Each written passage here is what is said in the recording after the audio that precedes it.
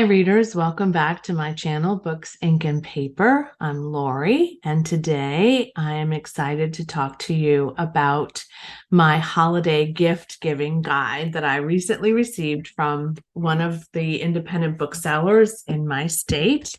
This one comes from Square Books from Oxford, Mississippi. It's a fairly well-known independent bookseller, pretty large. We go visit each year, typically when we go to visit family. And every year I get this holiday gift guide from them, or holiday reading guide, I suppose. I see it as a gift guide, but probably more for myself than for others. I have chosen 6 books from this year's holiday gift guide. I went through it. This is fewer than I normally choose. And I think this is kind of evidenced by the fact that I'm trying really hard to be more mindful of how many books I collect, which we'll talk about more in a second. And, just that there's so many other books coming out in 2023. I want to be mindful of that as well and what my capacity is for reading. Now, these are already out, so they're available at your independent bookseller near you or other booksellers that you have in your community. So let's get started. So the first one on my list is by Anthony Horowitz, who is a screenwriter as well as a novelist, and that always makes me happy to say now. He is an author that I have read before. I've also watched his series. A lot of them are on BritBox. So for example, he's the screenwriter for the Midsummer Murders and for a number of other of those kinds of shows. And he also recently adapted his Magpie Murders, Susan Ryland detective series to PBS for a series for them. So I have been really excited to get to watching that because I read Magpie Murders some time ago. But this one by Anthony Horowitz is in the Hawthorne and Horowitz series. This is number 4 in that series. So he is a character in this series of books. He plays himself in the books, or he writes about himself in the books, but he's also a detective. So that's what's fun about it is he's an author, and there's no question about that when you're reading the books, and he's paired with Hawthorne, who is a detective, to solve some murders. And they first met because he was interviewing him and trying to understand him. And that first one is called The Word is Murder. He has written, this is number 4 in this series, so several others. I have the other book 2 and book 3 on my shelves, have not read it, do want to get to that this year. They're pretty chunky, to be honest. His series are very long and in-depth too. So he is a person that really takes something and writes it in a full-bodied way. But this one excites me because in this novel, Horowitz says he's no longer going to partner with Hawthorne to solve these crimes, that this is not really what he wants to do. And he has written a play called Mind Games. And he wants this play to be launched, and he's very excited about it. And a critic, Harriet Throsby, gives a terrible review of the play and then is found murdered. And so Horowitz, of course, is the number 1 suspect because she gave him a terrible review and she was murdered shortly after. And so then Hawthorne, even though he declined a free ticket to the event, decides that he will help his friend to figure out who actually did kill the film or the play critic. So it sounds deliciously fun, and the two of them together are lovely, and I really enjoyed the first one very, very much. I've enjoyed everything of his that I've watched, as well as those things that I have read. So this is definitely on my list, and I'd really like to get caught up on that series. The next one is called The Resemblance by Lauren Nosset. This is a new author to me, and this is a murder mystery thriller. It's set in a college at the University of Georgia, and there's a frat boy who is crossing the street one day and is hit by a car and killed. And when the police arrive at the scene to investigate what happened, the folks that saw what happened said that 2 things stood out to them. One, that the person who was driving the car looked exactly like the frat boy who was killed, and two, he was smiling when he hit him. That to me sounds deliciously devious as well. And then the female detective, Marlet Kaplan, begins to investigate what happened. And she also starts to uncover some information about Greek life at this particular university that is a bit upsetting. I love novels set in that kind of place in colleges and universities, as well as novels that are kind of rooted in some either Greek kinds of traditions or rituals of some sort. So a lot of books I've read have really been set in that particular space, and they always delight me. So this one is super high on my list of reads in 2023. The only one of these that I currently own so far is The Light Pirate by Lily Brooks Dalton. This was a book of the month selection for December, and I chose it because it also has a very intriguing synopsis. And when I read it to my partner, Lisa, she said, "Oh yeah, we need to get that one and read it." So this one follows a family who are living in Florida, and a hurricane is coming, and imminently when hurricanes come, you have to do some preparation. And so Frida and her husband are, involved in that, but ultimately Frida is challenged by the fact that she's very pregnant. And they have two boys who right before the storm go missing. So you can imagine Frida is terribly upset and worried about all of that, plus the hurricane, and she goes into labor and gives birth to her daughter, Wanda. Now, Wanda is an unusual child. I don't want to know anything else about what makes her unusual, but I will tell you that this is billed as a literary fiction meets magical realism, which I think is fantastic. And I've read a few others of those in my time, and they're always delightful as well. So this one is also unique because it's told in 4 parts, and those are power, water, light, and time. Can you imagine? I cannot wait to get to this. It's high on my list. And in fact, I might start it in the next couple of days as I'm taking a little bit of time off. The next one is a new author to me, as are the last 2.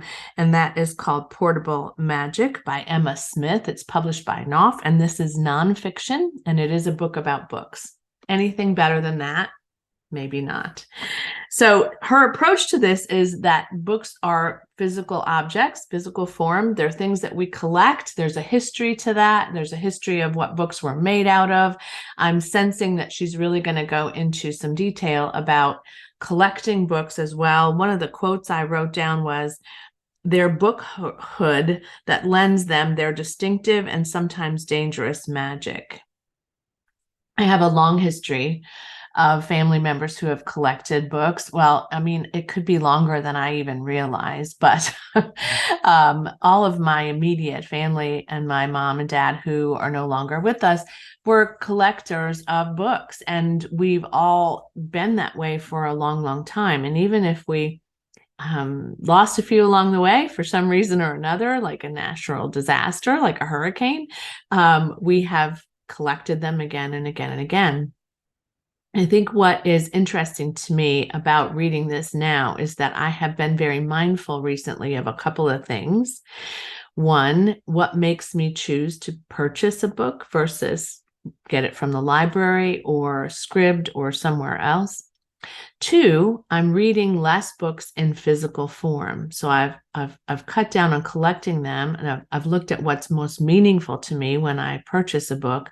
And also, I'm not necessarily reading as many of them in their bookhood, right? In their permanent place in my life.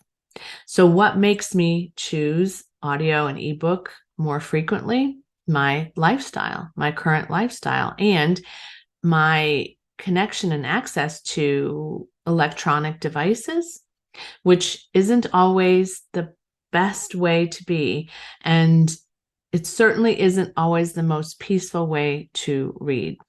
My goal in 2023 is to kind of examine this and maybe to get back to the routine of reading more physical copies than listening and reading, breezing through ebooks on a device. So that is also why this intrigues me.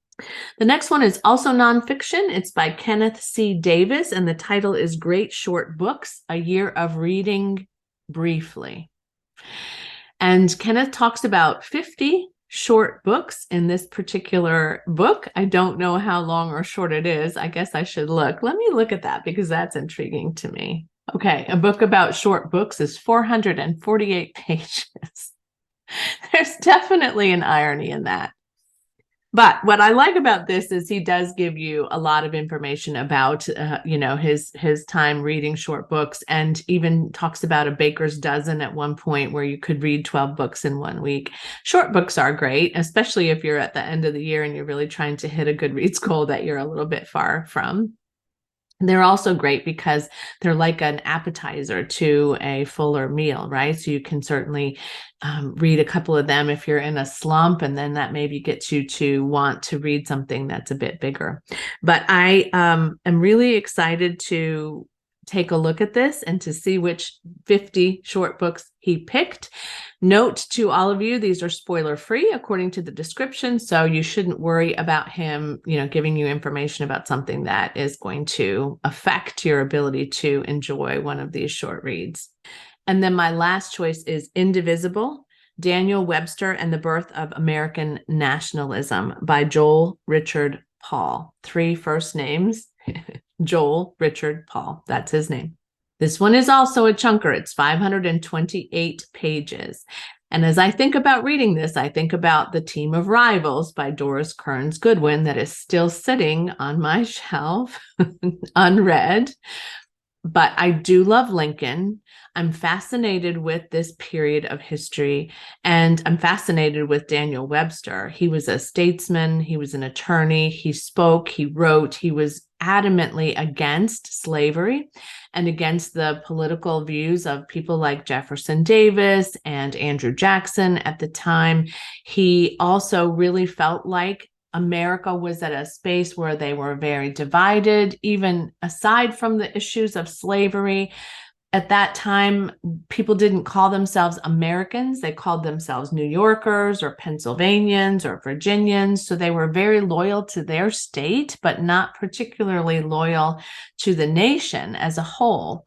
So this was really the birth of some new ideas and some new controversy, right, over the divide that ultimately led to the Civil War. And what Webster was really seeking to do was to unite America behind a common goal and a common purpose, and to help people to feel as though they were connected to the greater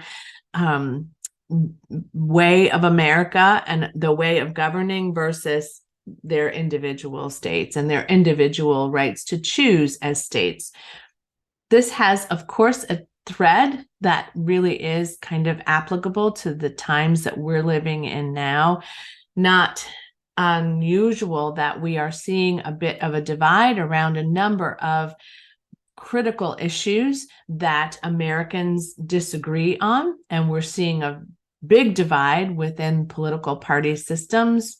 And so it might be interesting and shed some light on how this particular time of American history influenced a president at that time who was under a great amount of pressure to make decisions that afforded states' right to choose versus decisions that created a unified, a union, really, way or approach of being with people and of creating rights for American citizens. This one could be a very challenging and yet delightful read as well. It will be interesting to me to see how Lincoln drew on Webster's speeches and writings in order to influence his perspective on the nation and on what was in the best interests of America at that time. Yeah, that one's going to be heavy and yet literally as well as in the reading of it, I'm certain. And yet, I think it's an important read for me at this time in my life. So those are my 6 choices from the holiday gift guide. And I am curious if you've heard of any of these, if you've read any of them, or which ones really kind of stand out to you as a possibility for you to read, or maybe a possibility for you to scramble at the last minute to provide a gift to someone that you love based on this gift guide. You might get a gift guide from your local bookstore as well. So I'd be curious as to whether or not that one looks similar to mine. There's just such a great feeling and sensing as we approach a new year and we set new reading goals and we really look at what's coming out and what has just come out. It's so exciting and it's lovely, and it can create the desire to collect a lot of physical copies of books. So I'm going to be mindful of that, but you do what you like, and I hope you enjoyed this video today. And as always, happy reading. Bye.